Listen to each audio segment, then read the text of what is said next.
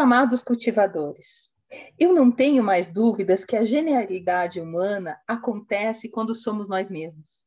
E assim, nós plenos em alquimia do ser, os seres, todos em harmonizam e em saúde com vida sustentável no grande todo. Assim, gratidão ao grande todo por estar aqui com todos vocês. Hoje, a Alquimia do Ser traz em sua sala de bem-estar, saúde com vida, um ser bem querido para mim, Álvaro Colasso, um jornalista de profissão e um produtor cultural de coração. Álvaro, seja bem-vindo em nossa sala de bem-estar. Muito obrigado, muito obrigado. Tá. Obrigado pelo convite. Primeiramente, uma pergunta típica de psicólogo. Quem é Álvaro Colasso? Eu sou um brasileiro, sabe, que acredita na arte, que acredita numa vida melhor, sabe, que acredita piamente que a arte pode transformar as pessoas. Tá? Eu acho que esse é o ponto principal. Como jornalista, eu tenho uma relação muito intrínseca com a verdade. Sabe, a gente vive hoje num mundo muito recorrente, que se recorre muito a fake news, a notícias mentirosas, seja em qualquer espécie, ou a notícias que não têm assim tanto valor, sabe, se você for verificar muito bem, sabe, coisas que são tão efêmeras assim que não tem valor. E isso, infelizmente, tem ocupado muito espaço em jornal, tem ocupado muito espaço em televisão e em rádio também. Então, eu sou uma pessoa que ama música e que também ama a verdade, ou que busca, pelo menos, estar muito próximo à verdade, se é que existe uma única verdade, mas enfim. Sim. Busca muito mais a essência das coisas, não necessariamente a aparência. Também, porque acho que aí é uma situação que é correlata entre o que é verdadeiro, o que lhe toca verdadeiramente e o que você pode ter como objeto de trabalho realizar, entende? Você ter aquilo que você realmente acredita, estar trabalhando com o que realmente acredita. Sim, porque a partir do momento que você está em contato e integração com o que você realmente acredita, as coisas acontecem, né? Às vezes não, às Mas as vezes não. coisas fluem mais, né? Tá, tem os dois lados. Eu acho que às vezes tem momentos que as coisas não acontecem, entende? Tem momentos. Hoje a gente está vivendo um momento muito difícil, Sim. sabe? Na cultura brasileira está se vivendo um momento muito dramático, assim. Então nem tudo vai acontecer, sabe? Vai demorar, para mim, demora assim uns 3 anos para retomar o que se tinha antes da pandemia. Na verdade, é o que se tinha antes do governo Bolsonaro. Então, sabe, assim, são 3 anos para recuperar. Isso considerando 2023 não vai acontecer nada, 24, entendeu? Isso se houver uma mudança de governo. Então, assim, as coisas demoram muito, às vezes, para acontecer, é o tempo de cada coisa. Então, a gente tem que aprender, certo, a Respeitar, né? respeitar. É respeitar o tempo que as coisas têm para vir e depois para ir para um lugar que tem que ir, né? Sim. E como surgiu esse teu propósito de coração de ser produtor cultural? Na verdade, foi assim, desde criança eu tenho por hábito consumir discos, tá? Eu tenho um irmão que é músico, que é 7 anos mais velho que eu, e esse meu irmão me apresentou o mundo da música, ele ouvindo discos e ele tocando música, né, em casa. E eu sempre fui encantado por música. Eu acho que eu não consigo viver sem música desde sempre, entendeu? Sim. E aí, eu desde sempre fiquei pensando e ouvindo música e o dinheiro que eu ganhava antigamente, até de mesada, essas coisas de piar, assim, eu gastava dinheiro em disco. O primeiro disco que eu comprei LP, assim, foi com 5 anos de idade, sabe? Olha que Assim, legal. não era música, e não era música infantil, não. E lembra qual Sabe? que era o LP? O LP era do Bee Gees. Ai, que máximo! 5 anos, O que Bee Gees, bacana. eu sempre falo que o Bee Gees, para mim, é mais antigo do que Johann Sebastian Bach, entendeu? Uhum. Bach, para mim, veio depois, sabe? Assim, muito tempo depois. Eu comecei a Sim. ouvir Bach, ouvir Beethoven. Beethoven é como eu comecei a ouvir com uns 11 anos, 10 anos. Sabe? Mas o ponto é mais ou menos assim, eu sempre consumi muito disco e muita música. Aí chega um dia, e eu sempre gostei muito paralelamente, de jogo de futebol, de ver, quando era criança, mais de ver, por exemplo, o telejornal, essas coisas. Então, o jornalismo e a música sempre estiveram muito próximos de mim. Quando eu fiz vestibular, eu fiz ao mesmo tempo vestibular de educação artística com o intuito de ser músico, que eu acabei não sendo, e eu fiz também o vestibular de jornalismo, pela Federal Jornalismo e pela FEMP, que depois virou FAP, que é a Faculdade de Artes do Paraná hoje. Eu fiz educação artística. E ali eu pensava, pelo menos, em tentar seguir duas situações. E educação artística eu entrei numa licenciatura curta para dar um prazo para eu evoluir como músico. Mas aí eu acabei desistindo de ser músico, sabe? Eu não consegui ser músico, porque eu sou uma pessoa muito crítica e, dependendo da situação, ser muito crítico às vezes pode ser muito ruim. É curioso isso, mas você acaba se sabotando muito e eu acabei me sabotando muito em relação a esse trabalho de ser uma pessoa muito crítica. E aí, para jornalismo, é ótimo ser muito crítico, e para músico, necessariamente não. Você tem que ter uma maleabilidade que eu não encontrei em mim. E aí eu fiquei pensando muito na vida e um dia, eu já tinha desistido de música, na verdade. Um dia surgiu a possibilidade de eu ter. Eu já tinha tido uma experiência, inclusive, com teatro, com peça de teatro e tudo, mas um dia surgiu a possibilidade de eu ter que unir as duas coisas, sabe? Unir o meu amor à música através de produção musical e unir a parte do jornalismo, porque eu estava numa assessoria de imprensa de um hotel aqui em Curitiba, que é o Hotel Rayon. Quando o Hotel Rayon começou, o Hotel Rayon, isso foi em 92, foi em 93, que o Hotel Rayon iniciou, e eu entrei no Hotel Rayon já no final do ano. E aí foi como assessor de imprensa. E havia um auditório lá no Hotel Rayon. E aí eu acabei organizando alguns concertos de música dentro do Hotel Rayon. Eu até facilitei uma vez que a oficina de música acontecesse com alguns concertos dentro do Hotel Rayon. Que legal. E eu comecei a produzir lá. E aí um dia houve a possibilidade de eu produzir um festival de violão. Quem me deu essa possibilidade foram 3 violonistas de Curitiba, que à época eram bem jovenzinhos, que é o Otávio Camargo, que é o Roger Burmester, que hoje toca laúde, e é o Mário da Silva.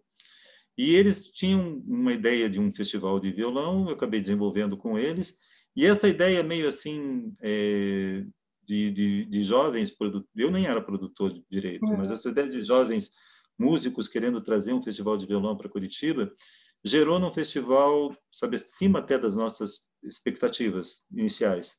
Ele gerou um festival de 10 dias de apresentações, com um violonista inglês, Robert Brightmore, para abrir, com concertos todos os dias, e o festival ele ia com música clássica, ia virando depois, que até foi um desenho que eu propus para eles, ia virando um pouco com música popular brasileira, até que tinha os 3 últimos concertos. O Mário, os paranaenses participaram todos, assim que à época estavam numa fase excelente. Tocou o Luiz Cláudio Ribas Ferreira, tocou o Roger, tocou o Otávio, tocou também o Mário da Silva. E aí depois a gente fez o link com a música popular propriamente dita, não com a música popular, que também tinha algo de música clássica. E o festival terminou com Valtel Branco, com Paulo Bellinati, e o último concerto do festival, daquele festival, foi o Baden Powell. E aí, com o Baden Powell, né, do concerto do Baden Powell, que eu decidi ser produtor musical. E aí, como produtor musical crítico, teoricamente, a pessoa que é mais exigente na questão de ouvido, de música, que eu sempre fui, de uma certa forma, com uma certa exigência, não que eu seja a pessoa mais letrada, ou que mais conhece de música também, eu acho que eu não sou, mas, aliás, eu estou longe disso, mas eu tenho uma questão de sensibilidade para fazer com que alguns concertos venham a ocorrer e que aconteçam. E eu estabelecer, assim, e sempre uma relação entre a música que eu proponho no palco, geralmente, com a música que eu escuto, entendeu? Então, o que eu admiro. Então, nesse sentido que veio o produtor. A questão da produção cultural chega a ser uma profissão? É uma profissão. E como que eu acho ela assim, se caracteriza? Tem que parar um pouco com aquela coisa é muito comum, assim, seja músico, seja produtor, as pessoas falam, né? Na música tem muito comum aquela questão assim, a pessoa fala assim, eu sou músico, e a pessoa fala, tá, mas do que você trabalha? Como se músico não fosse um trabalho. Uhum. Para o músico apresentar um concerto, para o músico apresentar, ele tem que estudar muito. Para ele dominar um instrumento, ele tem que estudar muito.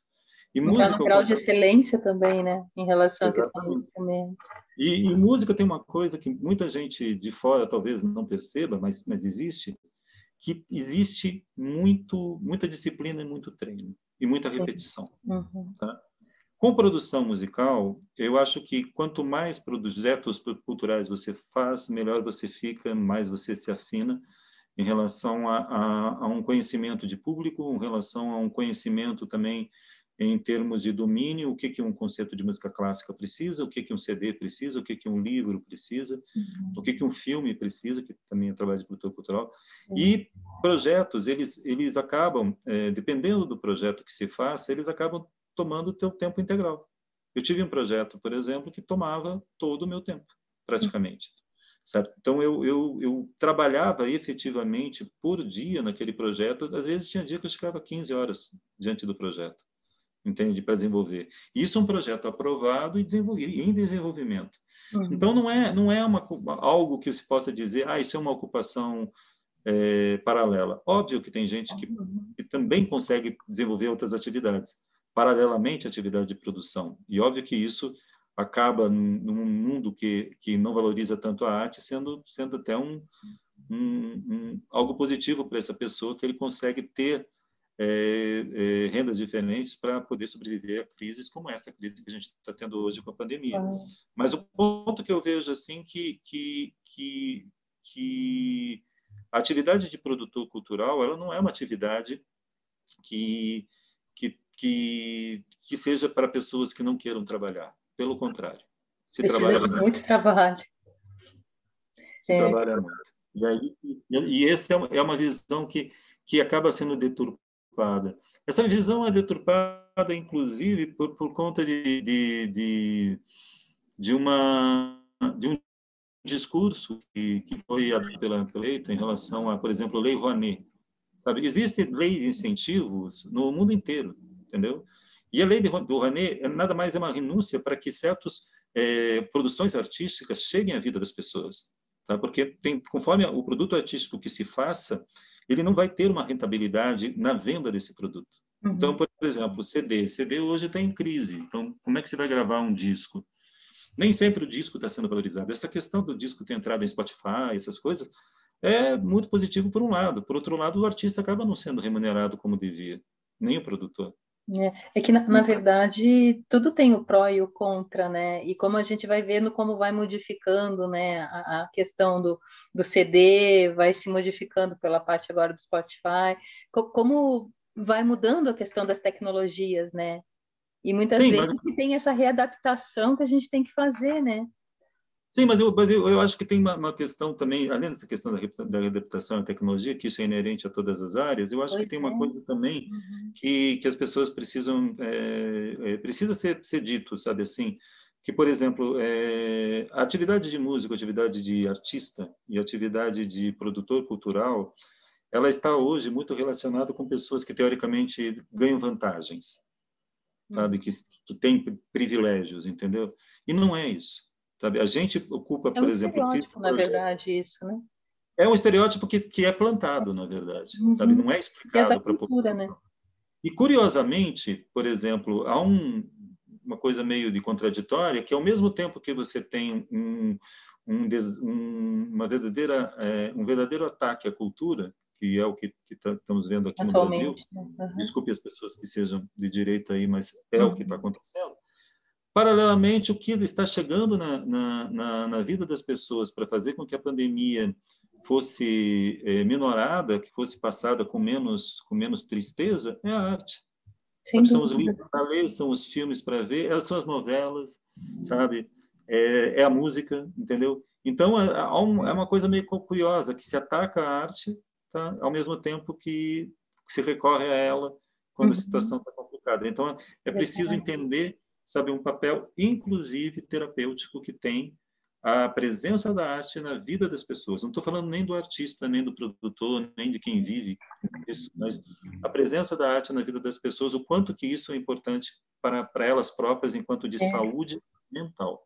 E pegando também um gancho do que você falou, nessa pandemia, o ficar em casa fez vivenciar a diferença da solidão, né? Que é estar só, da solitude, no sentido de você estar na presença da sua essência mesmo, né? E aí me chamou a atenção o significado do nome de um projeto seu que se chama Solo Música. Hum. Como que nasceu esse nome, esse momento desse projeto para você? Esse projeto foi uma coisa muito curiosa, porque, em primeiro lugar, eu acho que todo projeto, não vou dizer todo, vou arrumando a frase, tá? Eu acho que os projetos culturais, muitos deles já estão dentro de você, tá? Então, esses projetos, eles só precisam, assim, de um incentivador, de um patrocinador, de um apoio para que eles possam ocorrer. Mas a ideia, as coisas já estão, na verdade, intrinsecamente dentro de ti, de tanto trabalho que você fez, de tanta observação que você faz. No meu caso, eu sou uma pessoa que nunca parou de comprar discos, tá? Até hoje eu compro disco. Disco é um objeto meio fora de uso hoje, mas eu compro porque um dia pode voltar a ser uso. E eu, na verdade, não estou muito aí com a moda do momento. Eu estou aí com o meu prazer, entendeu? E sobre a casa e sobre ficar sozinho também tem algo importante para dizer, mas vou dizer depois. Mas o Uhum. ponto que eu vejo, assim, por exemplo, do Solo Música. O Solo Música eu tive um convite da Caixa Cultural em Curitiba para propor uma série para eles, tá? Isso foi um convite, tá? Surgiu uma verba assim que alguém não usou e eu tinha tido uma felicidade muito grande de ter sido convidado para ser produtor de uma série de concertos, produtor local, de uma série de concertos que a Caixa teve, de shows que a Caixa teve no fim de semana, assim, com a Nausete. E foi a Sim, Nausete, é. que já era minha amiga, já tinha trabalhado comigo, que foi a primeira pessoa a me propor que um show que ela fizesse na Caixa Cultural fosse comigo como produtor. E a Caixa gostou muito da possibilidade disso e me fez um, um voto de confiança, digamos assim. Me propôs assim, se propõe algo para nós, que assim a gente achar condizente, que a gente seja pertinente, a gente faz. Foi tipo um Aí, desafio, assim? hã? Foi um desafio que ela colocou para ti? Tinha verba e tinha esse desafio, foi um desafio, digamos assim. E aí foi uma coisa muito imediata, porque a Caixa Cultural em Curitiba, ela fica na frente da Capela Santa Maria. Sim, E uma das coisas que eu acho que não tinha mínimo sentido era propor algo para a Caixa que fosse uma competição com a Capela Santa Maria, entendeu? perfeito. Com o que já Buscou existia. complementar, né?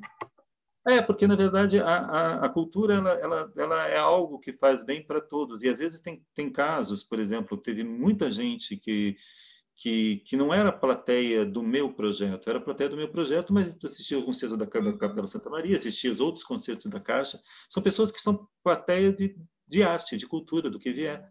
Então, quanto mais espetáculos tiver na cidade, melhor, mas, ao mesmo tempo, não pode todos os espetáculos estarem competindo no mesmo dia, por exemplo. Não Ah, tem sim. graça que você tenha nenhum show numa segunda-feira, nenhum show numa terça e nenhum numa quarta, digamos, e que se encha quinta, sexta e sábado. Esses shows não vão ter todo o alcance que poderiam ter se houver uma divisão nisso, entendeu? E essa divisão, às vezes, tem que vir não da mídia ou sei lá o quê, tem que vir do próprio produtor. E eu achei que, por exemplo, não tinha uma graça propor algo para a Caixa que fosse um sentido de uma competição com a Capela Santa Maria. E a Capela Santa Maria, isso veio na hora para mim, sabe? Esse que é o detalhe, as coisas já estavam dentro de mim.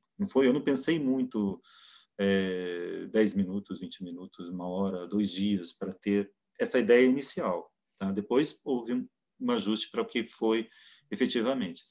E aí o que aconteceu da história do Solo Música foi assim, como tinha a Caixa Cultural na frente da capela, Uhum. eu pensei assim, já que temos a Capela Santa Maria com concertos quarta, quinta, sexta, sábado, eu faço concertos nas terças-feiras. Esse foi o primeiro É. ponto. Já que tem a Capela Santa Maria com o edital da Capela Santa Maria naquela época, e eu participava dos editais, eu tinha concertos nos editais, eu tive até óperas em editais, ele era de duos, trios e quartetos, e Uhum. grupo. Não tinha solo. Sabe, a Capela Santa Maria não tinha um edital que fosse de música solo, porque a música solo ela não é um conceito de música camerística. Camerística é parceria até de duas pessoas. Uhum. Então não tinha música solo. Aí eu pensei, música solo, já que não tem, eu vou fazer música solo. E aí, com essa ideia da música solo, meio que imediatamente, eu acho que entre o convite, a pessoa me fazer o convite e eu... Foi num café o convite, engraçado foi isso. Que Eu encontrei no legal. café a pessoa e a pessoa me deu a ideia. Entre o café, a ideia e a pessoa falar, vai pensando que foi através do Alexandre do Carmo, que é da Caixa Cultural, ele é funcionário da Caixa Cultural. E é uma pessoa muito, muito simpática, muito querida. E aí o Alexandre me disse assim, me deu a ideia e disse para eu pensar em algo. E nessa de pensar em algo, eu acho que demorou uns 10 minutos, nem isso, uns 5 minutos, para eu ter a ideia de fazer uma série solo, que fosse numa terça-feira e que fosse numa com o nome Solo Música.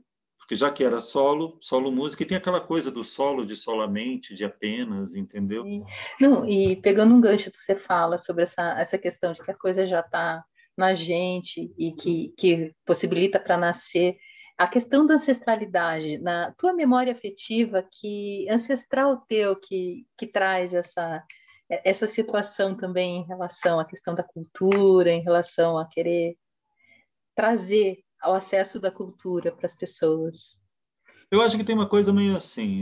Existe um ancestral meu que foi meu avô materno, o nome dele é David Morte, que ele teve livraria, ele foi, sabe, teve jornal, ele escreveu em jornal, trabalhou com gráfica, sabe? Então ele tem uma certa semelhança em relação a certas coisas dele, num termo de pensamento assim, sabe? Eu acho que eu sou um herdeiro teoricamente dele. Tem um tio meu que Uhum. também era o herdeiro dele, que era um advogado, esse meu avô ele também ele foi solicitador, que era uma função que existia antes para quem exercia como advogado, mas não tinha feito uma faculdade de advocacia, porque de Interessante. direito, porque Uhum. ele não tinha feito, porque as universidades de direito vieram um pouquinho depois do período que ele estava, enfim, na parte educacional. Ele é do século XIX, na verdade. Ele nasceu no século XIX. E aí o que acontece é assim, tem esse ancestral, sabe? Eu tenho, por exemplo, muita coisa na minha casa que é dele, que foi dele. Mas ao mesmo tempo eu não vejo uma influência tão direta. Uhum. Talvez até eu sou muito parecido com ele, mas eu não vejo uma influência muito tão direta, porque na verdade eu vim a conhecê-lo mesmo quem ele era ou estou a conhecê-lo agora, entendeu? Porque eu Sim. peguei vários documentos do passado dele, sabe? Vários papéis, coisas dos negócios que ele tinha. Então, por exemplo, me encantou muito que eu peguei minha família tinha, enfim, um depósito de vários objetos e várias coisas. E aí eu encontrei uma série de notas fiscais, que eram papéis assim, caixas da empresa dele. E, curiosamente, ninguém jogou fora essas caixas. Isso dos anos Uhum. 30, dos anos Uau, 20. estavam lá. Estavam lá. E aí eu peguei isso e foi uma viagem muito interessante, muito importante para mim, porque, por exemplo, as notas fiscais...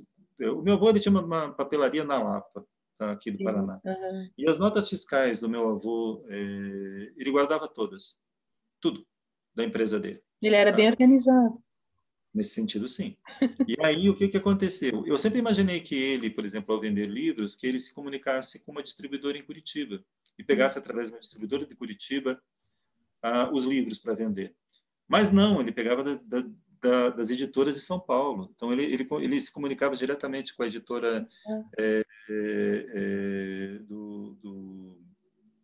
a editora do, do Érico Veríssimo, que era de Porto Alegre, com a Uhum. editora de São Paulo, do Monteiro Lobato. Então, ele Ele via fazia direto. intercâmbios. É, que era a editora nacional do Monteiro Lobato. E aí, o que acontece? Que ele chega, por exemplo, a pegar em consignação para vender na Lapa, em 1936, livros de uma editora que vendia livros de filosofia. Olha aqui então. Então, o Joia. primeiro livro que foi editado no Brasil, do Nietzsche, do Assim Falou Zaratustra, foi dessa época, entendeu? O Uhum. primeiro livro do Nietzsche que chegou do Zaratustra foi em 36 aqui no Brasil, a primeira edição. E o meu avô, como um maluco, tentou vender isso na Lapa, entendeu? Então é curioso. E é curioso até essa discussão, por exemplo, o que lia as pessoas da Lapa antigamente tinham de cultura Sim. e o que hoje tem. O que chegava antigamente a essas pessoas, para o meu tio pensar em livros e pensar até em livros de filosofia. Sem dúvida. E você ver essa questão de conhecer a origem, né, nossa, como ser humano, através da música, através do livro, através da cultura como um todo, o que tem a ver com autoconhecimento que promove a alquimia ao nosso ser? O que vem a ser a alquimia do nosso ser? Mudança do ser? Sim, transformação interna. Eu acho assim, eu falei para você que o primeiro disco que eu compus, existe que eu comprei foi do Bee Gees, tá? E Sim, aí que eu tinha 5 anos. E eu via muito Beatles, eu via muito. Eu comprei também Paul Simon Garfunkel quando eu era olha que pequeno, joia. 6 anos, Você etc. foi Eu uma comprei. criança precoce, Não, interesse em não, não, música. não é, não eu acho que tinha muita influência do meu irmão. Esse sim foi que me Ah, influenciou. sim, que é músico. Ele Uhum. era músico, ele me Fantástico. influenciou diretamente. Assim, o meu ancestral não era ancestral no sentido de avô, pai, mas o meu contemporâneo, né, meu irmão, que me Tá. influenciou bastante. Mas o que acontece é mais ou menos assim: existe uma teoria musical e uma história musical, não vou dizer teoria. Existe uma história musical que são os estilos da música ao longo do tempo, o que era música vigente na sociedade nos anos 1300, 1400, 1600, 1700, por aí. Então, você tem uma evolução pelos estilos da música. Você tem a música medieval, depois vem a música da Renascença, depois a música barroca, depois tem o classicismo, depois você tem o romantismo, depois você tem o nacionalismo, que são várias, que explodem várias tendências nacionais. Aí Sim. tem no meio do nacionalismo o impressionismo, depois vem a música popular paralelamente com a música do século XX moderna. Você tem o surgimento na música popular do jazz, dessas fontes do choro aqui no Brasil. E a música popular já tinha antes, de outra maneira. E, enfim, você tem a música vindo historicamente. Aí nos anos 50 aparece o rock and roll, aí nos anos, sei lá, 70 aparece a discoteca, aí daí depois vem o punk, nos anos 70 também. Enfim, você tem toda uma gama, música contemporânea, É música uma expressão, eletrônica. de uma certa forma, do zeitgeist da época, né? É o espírito Sim, daquela época se expressa também na arte, né? sim, mas aí tem uma outra coisa que é paralela a isso, que aí eu acho que é o raciocínio que eu gostaria de passar, que é mais ou menos assim. Paralelamente ao fato de você ter essa história musical, tá, que vem do tempos, através dos tempos, você tem uma história pessoal. Então, por exemplo, eu falei que o Bee Gees é mais antigo que Johann Sebastian Bach. E os dois são mais antigos para mim do que um compositor que veio antes deles, até que é o Guilherme de Machaut, que é um compositor francês, que eu Uhum. fui ouvir Guilherme de Machaut quando eu tinha uns 25, 26 anos, entendeu? Legal. E às vezes todos eles são, por exemplo, mais antigos que música de Shakuhachi, que é uma música japonesa, que eu vim a ouvir música de Shakuhachi já com 40 anos, entendeu? Uhum. E entender mais e pensar mais nisso. E eu tive a honra de trabalhar com um grande músico de Shakuhachi também. O ponto é mais ou menos assim: existe uma história que o mundo fala da história da música ao longo dos anos, mas existe uma história que está em você, que é uma história individual da música em você. E é no momento em que você compreende isso, uma música que pode ter sido composta em 1300, 1400, dizer para você muito mais do que a música que é feita hoje. Repercute Esse é o, mais em você, né? Repercute esse é mais o no seu ponto. coração. Então, necessariamente, por exemplo, uma música feita hoje não é necessariamente um, uma equação de sinônimo que essa música vai dizer para você o que você efetivamente sente hoje. Sim. Existe uma coisa, por exemplo, na música sertaneja hoje, que a música sertaneja é muito diferente da música caipira, por exemplo, original, mas existe uma música sertaneja hoje que as pessoas tentam elas colocar a trama dentro do espaço, do tempo, tá? Através de situações como eu estava no WhatsApp, eu te mandei um recado no WhatsApp, eu peguei o celular, você não liga, não atende meu celular, sabe? Você não me mandou mensagem, eu vou te seguir no Instagram, sabe? O Facebook, sei lá. Então, você tem esse universo da tecnologia, sabe? Algumas gírias do momento, algum tipo de relacionamento Acaba com a música de viola, né? Aquela música mais não, mas o que eu estou falando é uma coisa do assim, romantismo. diferente da música de viola, mas eu estou falando assim, que essa música ela tenta chegar na vida das pessoas como sendo algo atual, colocando para essas pessoas objetos do mundo atual. Uhum. Todo esse objeto do mundo atual e tudo isso do mundo atual, por incrível que pareça, está no exterior, está na casca, entendeu? Sim, Tem está as no coisas que interno. estão no interior. E a Perfeito. música que está no interior, ela não pertence necessariamente a uma época. É óbvio que pertence a uma época, porque é composta daquele jeito. Mas mesmo composta daquele jeito, ela pode ser muito mais surpreendente, muito mais incrível para você do que a música agora. Ela é atemporal, né? Música é temporal. Sim. Música boa é temporal. Uhum. Música que não é boa, você Não é tende a atemporal. passar no tempo, ela se congela no tempo, entendeu? Sim. E eu soube também que você ganhou no ano passado um prêmio sobre a sua Então, trajetória como um dos grandes nomes também aqui na produção cultural, né, aqui do Brasil. E qual foi essa tua emoção? Conta um pouquinho pra gente. o prêmio ele foi um prêmio feito como um incentivo dentro dessa pandemia para exatamente para artistas e produtores e técnicos que tinham uma história, sabe, de trabalho e que na verdade por ter uma história de trabalho, essas pessoas ficaram meio sem condições de continuar vivendo de sua arte. Então ela veio como um suporte financeiro para que todos pudessem, enfim. Foi uma solução que acharam para que nós pudéssemos, enfim, ter um tipo de renda, já que nós estávamos, sabe, muito prejudicados em relação a mostrar o trabalho, a ter público. A gente vive de No público. momento stand-by, né, da pandemia. Então esse prêmio ele não foi assim aquele prêmio que possa as pessoas imaginar que foi assim, ó, você ganhou um prêmio.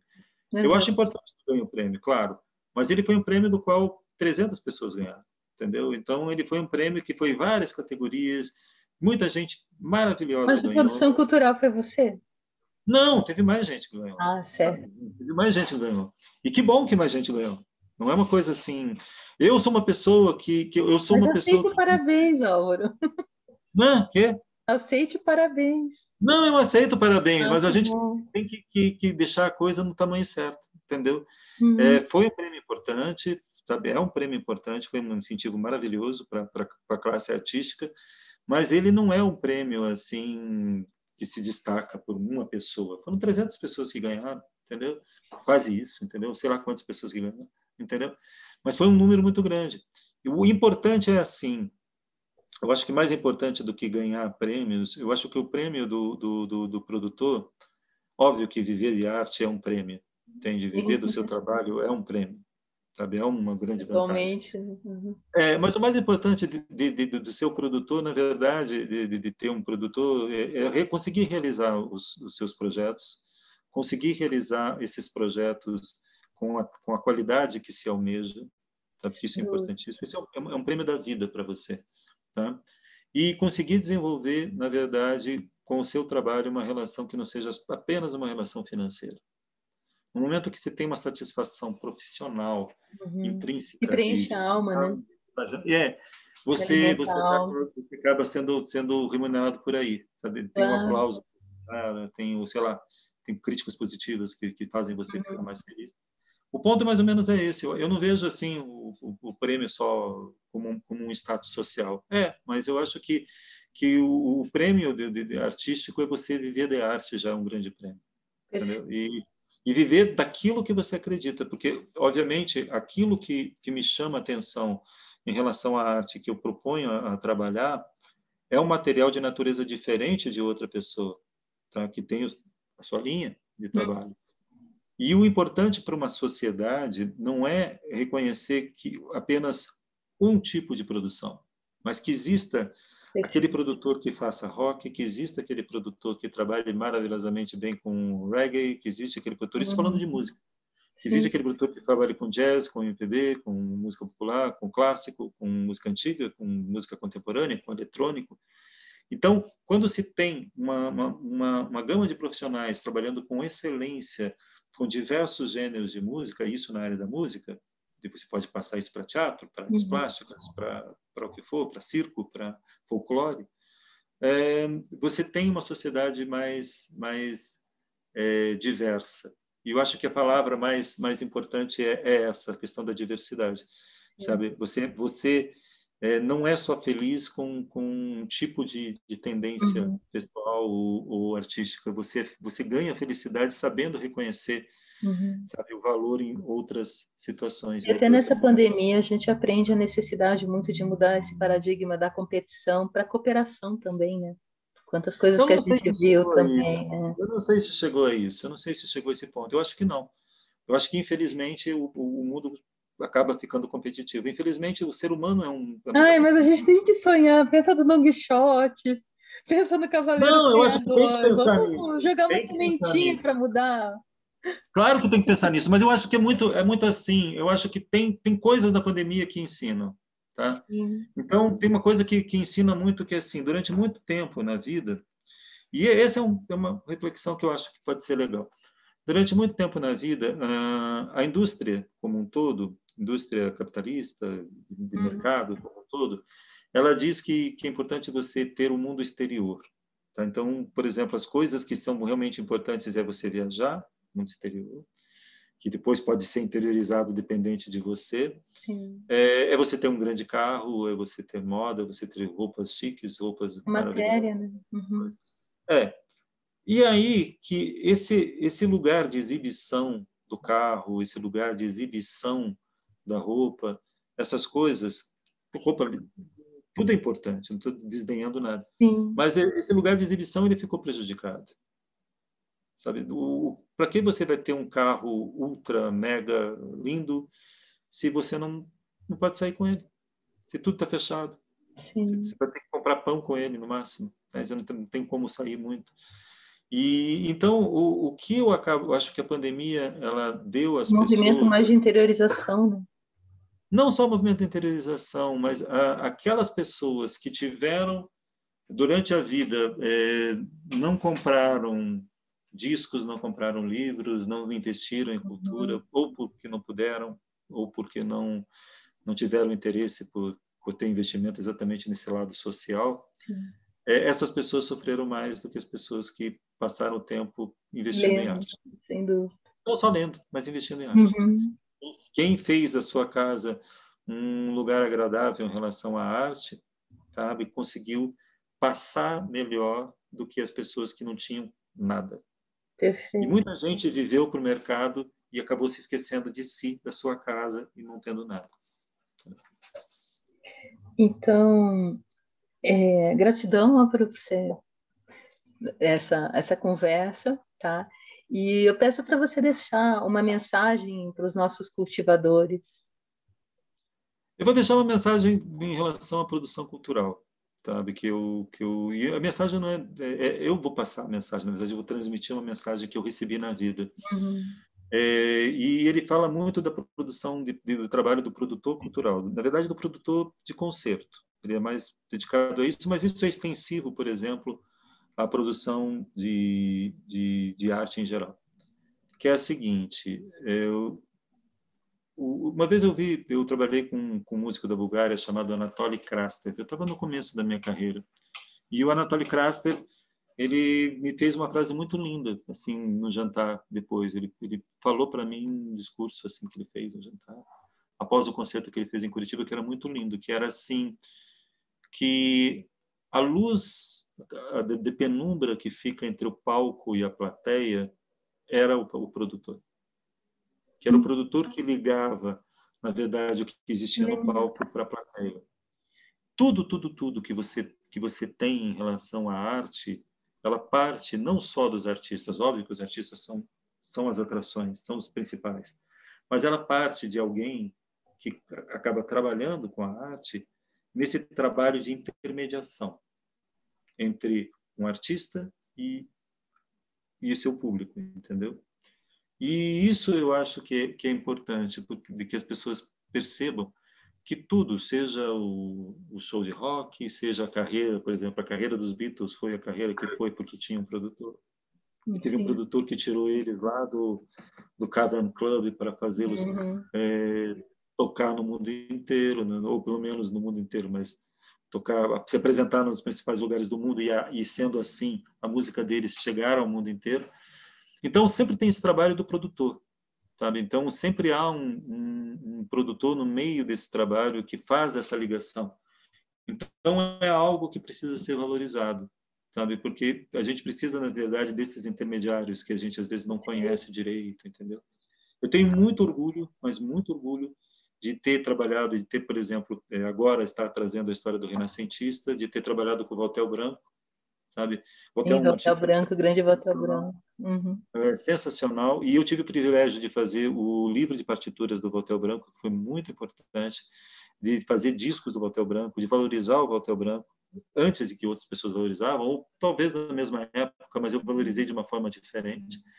Eu tive um privilégio muito grande de ter produzido a Ingrid Serafim, sabe, o seu único disco, tá?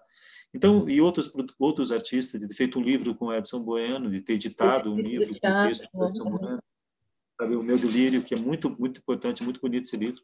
Enfim, eu tive o privilégio de trabalhar com muita gente. E seja o concerto que eu agendei, seja o disco que eu produzi, a peça que eu acabei produzindo, o livro, o que for, entendeu? O papel que eu tive foi basicamente esse papel de ser uma ponte entre um Uhum. trabalho relevante artístico e um público que, goste ou não da arte que estava sendo apresentada para ele, sendo mostrada para ele, pelo menos ele teve, sabe, uma experiência, sabe, que talvez ele não tivesse na sua vida. Legal. Então, Álvaro, A mensagem gratidão. é essa. Eu pedindo para as pessoas valorizarem mais a figura do produtor, tá bom? Sem Não dúvida. só eu, mas outros produtores importantes que tem aqui. Tem produtores maravilhosos em Curitiba. É super necessário, No né? Brasil também. Porque, na verdade, qualquer coisa é feita de várias pessoas formando esse mosaico, né? Então, cada uma pecinha é necessário para que haja o todo, né? Para que haja uma E produção. Claro. tem também uma coisa que é muito curiosa, que existe o trabalho do produtor, que seja o produtor que propõe atrações mais espirituais e o produtor que propõe atrações mais comerciais, entendeu? Você tem isso, tá? Mas isso sempre teve. Então, sabe, isso é importante que a plateia, sabe, compreenda e A tua entenda a vertente é mais importância de. espiritual, no caso. A minha vertente vai para esse lado, mas da arte enquanto transformação, tá? De um Perfeito. mundo melhor. Não transformação especificamente política ou só social, ou sei lá, de consciência, mas de um mundo que seja mais interessante, Que traga entendeu? alquimia ao nosso ser, então. Nossa E, transformação. Que traga alquimia também ao nosso ser, né? Através da. a arte é isso, sabe? A arte tem essa característica. Tem, por exemplo, um exemplo bem claro, assim, você vai fazer, antes da palavra final, aí, mas enfim, você vai fazer um relaxamento, por exemplo.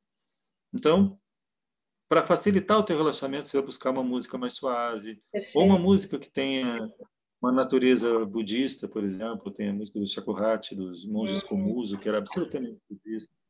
Ou você vai fazer, por exemplo, a música indiana, os mantras, entendeu? No Perfeito. fundo, são experiências artísticas. Mesmo o Om, mesmo que é uma repetição, que é um mantra, isso é um trabalho artístico. E, através da arte se chega a essa linguagem, sabe, com o divino, entendeu? E a partir dessa descoberta do divino, que daí eu não estou dizendo de que tipo de Deus é, ou de Deus de qual religião Uhum. que é, mas de um sentimento universal, você acaba tendo uma vida mais sensibilizada. E a tua realidade passa a ter um outro enfoque, sabe? Um outro sentido. E eu acho que a arte tem essa importância de dar um sentido melhor para a vida das pessoas. Joia. Tá? Olha, adorei nossa conversa, tá? Tá, E, que bom, fico feliz. e obrigada E pela. espero que tenha prosperidade nesse teu projeto, que o seu projeto tenha continuidade com conversas interessantes e que tenha, sabe, sucesso no teu empreendimento. Grata. Então, a Alquimia do Ser hoje fica por aqui, né? Se você é um empreendedor e acredita nessa nossa proposta de mobilizar e sensibilizar o ser, entre em contato conosco e seja nosso novo parceiro aqui da Alquimia do Ser. E eu deixo para vocês uma mensagem, né? Somos anjo de uma alma só e de uma asa só também. Nós precisamos sempre do outro para que a gente possa voar. E gratidão a todos os e-mails e o carinho de todos vocês. E até o nosso próximo programa. Namastê. Muito obrigado.